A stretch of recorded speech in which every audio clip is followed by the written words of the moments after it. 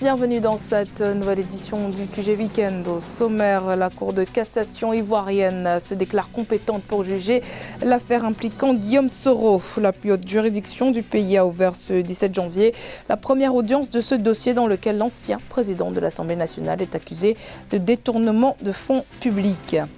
La culture pour combattre le terrorisme. Vendredi 17 janvier, les ministres de la culture du G5 Sahel réunis à Ouagadougou au Burkina Faso ont adopté la déclaration de Ouagadougou, convaincus que la solution militaire n'est pas la seule réponse face aux attaques terroristes. Et puis, des pneus et des palettes transformées en meubles, c'est la spécialité de l'artisan nigérien Hassan Agmidal. Une manière pour lui également de sensibiliser les Nigériens aux questions du recyclage et de la gestion des déchets. Mais tout d'abord, la conférence sur la paix en Libye s'ouvre ce dimanche à Berlin, en Allemagne, sous l'égide des Nations Unies. Conférence qui s'ouvre dans un contexte tendu après l'échec des discussions qui se sont tenues en Russie. En début de semaine, tous les acteurs internationaux de cette crise seront présents à Berlin. Objectif principal, mettre fin aux interférences étrangères multiples en Libye qui, selon l'émissaire des Nations Unies, Hassan Salamé, attise le conflit. Pour ce dernier, les chances d'aboutir à un accord durable restent faibles. Les deux principaux protagonistes de la crise libyenne, Fayez al-Sarraj, chef du gouvernement d'union nationale reconnu par l'ONU, et Khalifa Haftar, l'homme fort de l'Est libyen, seront présents, mais ils ne devraient pas siéger à la même table.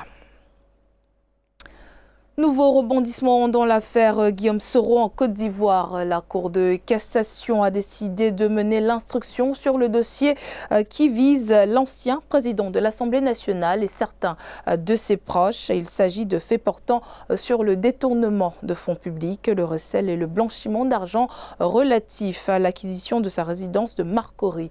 Une première audience s'est tenue ce 17 janvier à Ménédji.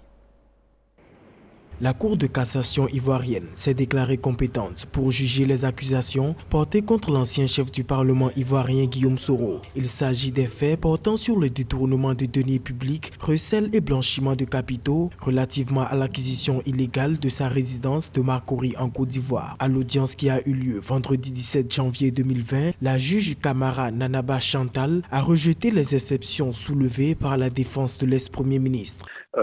Cette affaire s'est faite au moment où M. Soro Guillaume était Premier ministre. Donc, M. Soro Guillaume ne peut pas être jugé par n'importe quelle juridiction.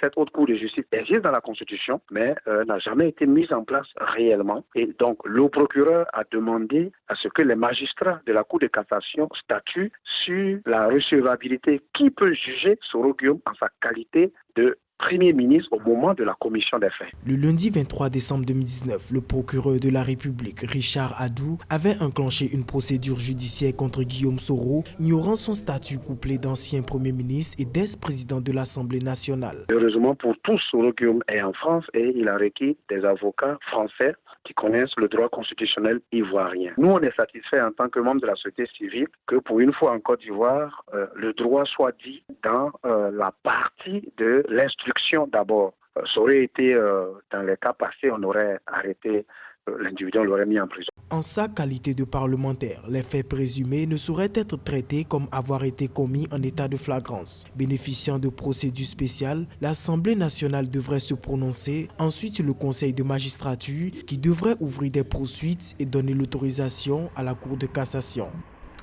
Quelques 320 000 électeurs sont appelés aux urnes ce dimanche 19 janvier dans le cadre du premier tour des élections législatives aux Comores. Scrutin boycotté par l'opposition qui serviront à choisir les 24 députés de l'Assemblée fédérale comorienne.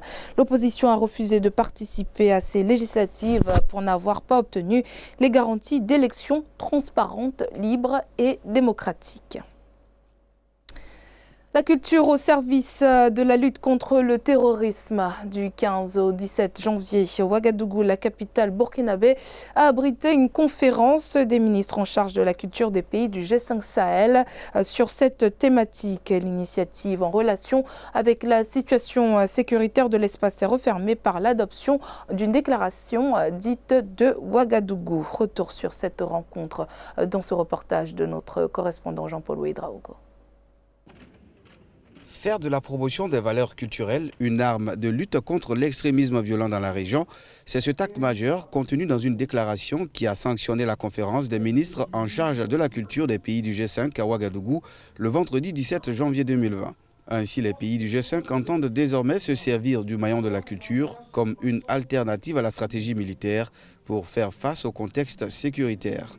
Nous, ministres en charge de la culture, réaffirmons la nécessité de la promotion des systèmes de valeurs en partage au sein de nos communautés, non seulement pour la paix, mais également pour le développement durable.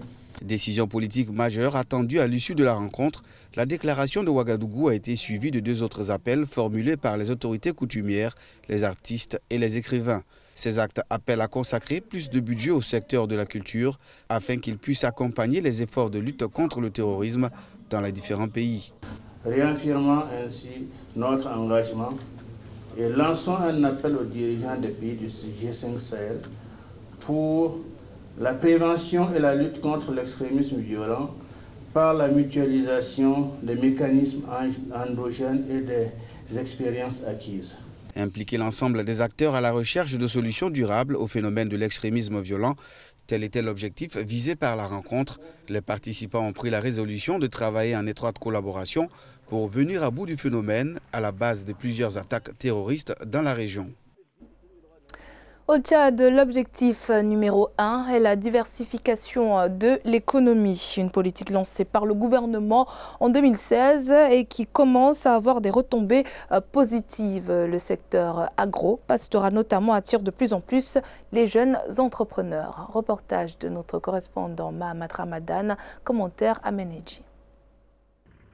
Au Tchad, le secteur agropastoral attire de plus en plus les jeunes entrepreneurs ces dernières années et crée des opportunités d'emploi. C'est le cas par exemple du groupe Wadi Koundi et de Sojek Tchad qui ont exploité cette saison une superficie de 400 hectares dans la région du lac Tchad et a récolté environ 2000 tonnes de maïs. Une production qui a contribué à baisser les prix de farine sur les marchés locaux de cette région en proie aux attaques terroristes. Nous recrutons les jeunes au niveau local pour les former et les embaucher sur place. Pour l'instant, nous produisons de manière artisanale, mais nous comptons moderniser nos activités et transformer nos produits destinés à l'exportation. Les légumes, comme les tomates par exemple, ont besoin d'équipements de conservation. Les investissements agricoles de ces 2 entrepreneurs créent des milliers d'emplois saisonniers au profit des jeunes et contribuent à lutter contre l'insécurité alimentaire dans le monde rural.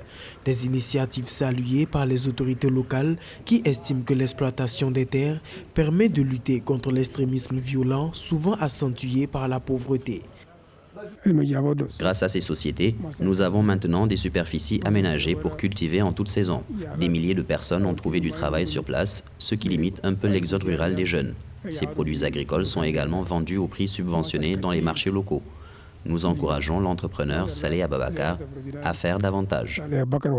Pour rappel, les autorités tchadiennes ont lancé un programme de diversification économique en 2016 pour promouvoir les investissements dans les secteurs de l'agriculture et de l'élevage afin de faire face à la crise économique causée par la chute des prix du pétrole brut sur le marché mondial. Les magistrats maliens en colère suite au nouveau report du procès de l'ex-chef de la junte malienne, le général Amadou Sanogo. Un report annoncé le 9 janvier par le gouvernement malien, incarcéré depuis 2013. Il devait être jugé le 13 janvier 2020 avec d'autres militaires pour enlèvement, assassinat et complicité d'assassinat. Il est inculpé dans l'affaire des bérets rouges, des soldats opposés au putsch de mars 2012 qui a renversé le président Amadou Toumani Touré et dont les corps ont été retrouvés en décembre 2013 dans une fosse commune de Kati, près de la capitale Bamako. Dans un communiqué conjoint publié vendredi 17 janvier et lors d'une rencontre ce samedi avec des journalistes, le syndicat autonome de la magistrature et le syndicat libre de la magistrature ont dénoncé l'émission du gouvernement dans les affaires judiciaires. Les magistrats invitent le gouvernement à respecter la séparation des pouvoirs. Rencontre à présent avec l'artisan nigérien Hassan Agmidal. Sa spécialité, le recyclage des pneus et des palettes qu'il transforme en mobilier de maison. Une manière pour lui également de sensibiliser ses concitoyens sur la question écologique. Un portrait de Sadol Mokhtar.